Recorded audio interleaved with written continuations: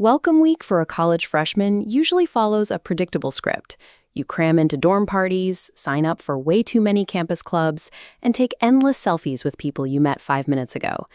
18-year-old Barron Trump's arrival at NYU's Stern School of Business this fall followed a different set of rules. His morning commute doesn't involve a crowded subway or a quick walk across the quad.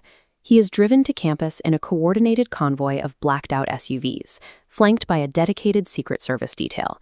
That level of protection mandates immediate social isolation. During his first days on campus, Barron turned down selfie requests from classmates. He was absent from the Stern Spotlight event where students register for extracurriculars, and he avoided the traditional welcome parties entirely. We often assume the children of presidents live lives of ultimate privilege.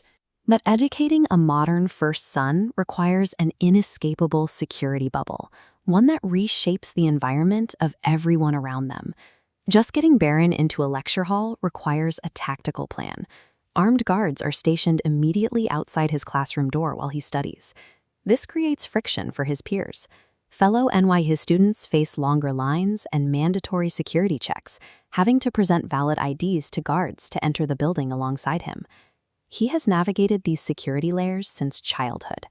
The NYU detail is the latest escalation of a lifelong protocol. When your every move is monitored by federal agents, the ability to participate in spontaneous club meetings or unstructured social events evaporates. For a high-profile target, the requirement for physical safety leaves almost no room for standard adolescent social development. The impact of that security bubble extends far beyond the student. It alters the anxiety levels and daily operations of the entire school. Proximity to the first family can yield surreal perks. In 2017, 80 of Barron's classmates from Columbia Grammar and Preparatory School were escorted by the Secret Service to the White House for a buffet lunch and a meeting with the president. Those rare field trips are balanced against high-stress disruptions. Just a few months before that White House visit, a security incident struck that Manhattan prep school. The catalyst was a silver pickup truck parked illegally outside the building in a school zone. Because a first child was inside, the response was tactical. The school was thrown into lockdown. Students and faculty sheltered in place while police and K-9 units swept the surrounding blocks. The psychological toll was intense. Parents admitted to reporters that they lived in fear of organized multi-car abductions targeting the campus simply because of who was enrolled there. When an educational institution hosts a member of the first family, it operates as an active security perimeter. Accommodating the Trump family in the middle of Manhattan forces the city to re-engineer its physical and logistical infrastructure. At his private residence, the structure of the building had to be altered. Bulletproof glass was installed across the windows of the Trump Tower penthouse. On the street level, physical barricades and checkpoints create traffic congestion that routinely frustrates local residents and chokes businesses along Fifth Avenue. Beyond the visible barricades, there is a bureaucratic strain on city resources. This friction is documented in administrative records like the Manhattan Borough budget consultations.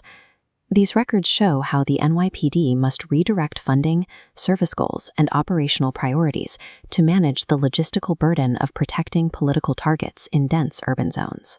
The first family's protection is subsidized by the patience, infrastructure, and taxpayer budgets of the host city. This illustrates a paradox. While a first child gains an immense expansion of political access and global influence, their personal freedom shrinks. That outward expansion of power requires the simultaneous restriction of basic physical liberties. Classmates at NYU have noted to reporters that Barron has been quiet in class so far. That quietness is a rational response when the simple act of going to school requires a tactical operation that reshapes an entire city around you.